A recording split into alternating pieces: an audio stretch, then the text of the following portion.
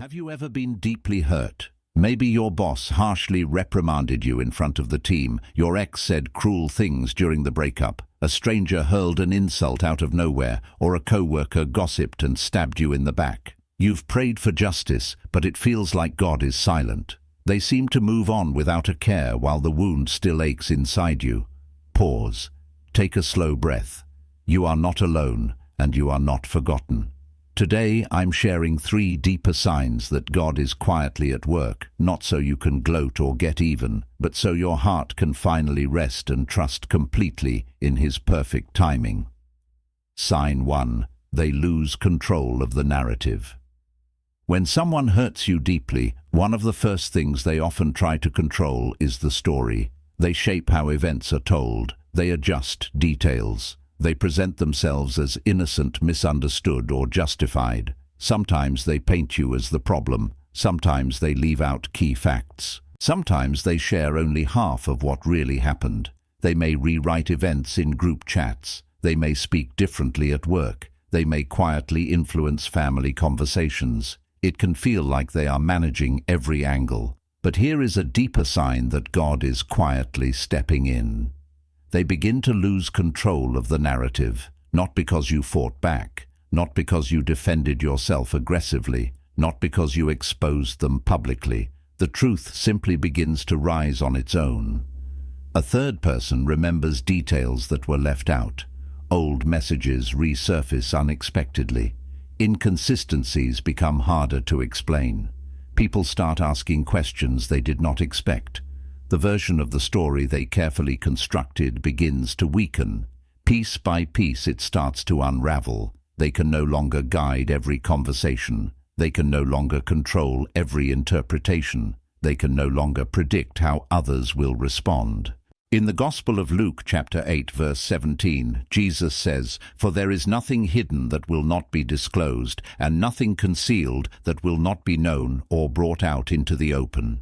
Truth does not need force. Truth does not need manipulation. Truth has endurance. Think about Joseph in the book of Genesis. His brothers sold him into slavery. They convinced their father that he was dead. For years they controlled the story. No one questioned them. No one knew the full truth. Their narrative held power. But time passed. God elevated Joseph. Circumstances changed. When Joseph revealed himself, the entire story collapsed in a single moment. The truth had been alive the whole time. It simply waited for the right season. This sign is not just about reputation changing. It is about authority shifting. They no longer decide what the truth is. They no longer manage the outcome. God begins to expose what was hidden slowly and sovereignly. And here is your part. Do not rush to defend yourself. Do not try to control every opinion. Do not step into the role of judge. Keep your integrity. Keep your peace. Keep your hands clean. The one who sees everything is already working. Sign 2. They experience the isolation they caused you. Sometimes the deepest wounds do not come from loud arguments. They come from silence. They stopped replying. They gave you the silent treatment. They cut you off without explanation. They influenced friends. They shaped conversations behind your back. They made you feel pushed out of spaces you once belonged to. That kind of isolation hurts in a unique way. It attacks your sense of belonging. It makes you question your value. It makes you feel invisible. But here is the second, deeper sign that God is at work. They begin to experience the very isolation they caused you, not because you retaliated, not because you campaigned against them, not because you tried to exclude them in return. It happens naturally. Conversations around them become shorter. Invitations become less frequent. People begin to pull away quietly. They start noticing distance. They feel a shift in tone. They sense that something has changed. The same emptiness you once felt slowly begins to touch their own life. This reflects what Scripture teaches in the book of Galatians chapter 6 verse 7. Do not be deceived. God cannot be mocked. A man reaps what he sows. This is not revenge, it is moral order. Look at King Saul in the book of 1 Samuel. Saul sowed jealousy. He tried to isolate David. He attempted to turn others against him. He created division. He pushed away loyal voices. He even strained his relationship with his own son. Over time, Saul began to reap what he had planted. Support faded. Trust weakened. His closest relationships fractured. Jonathan stood with David. The people favored David. Even the prophet Samuel distanced himself. Saul became increasingly alone.